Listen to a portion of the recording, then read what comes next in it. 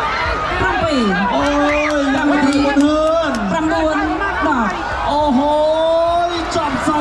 បកទៅហើយមួយកៃរបស់អូម៉ាម៉ាហៀបដូរជាមួយច័ន្ទប៊ុនហឿនអូយសោកស្ដាយមែនទែនច័ន្ទប៊ុនហឿនអូយនេះរូបភាពជឿនបងប្អូនបាទនៅ LED ខាងក្រោយបាទនេះដូរកៃជាមួយនឹងអូម៉ាកៃអូម៉ាទៅដល់មុនអូយចប់សពគ្រប់បាទដូរកែងអូយប៊ុនហឿនមិនទាន់ដឹងខ្លួននៅឡើយទេមួយកែរបស់អូម៉ាម៉ាហៀអូយបាទសោកស្ដាយមែនតើបាទសូមក្រុមការងារបាទបង្ហាញរូបភាពយឺតម្ដងទៀតបាទបងប្អូនអាចទៅលេខមើលតែ LED បាទនៅប្លង់នេះបាទប៊ុនហឿនគាត់ដូរកែង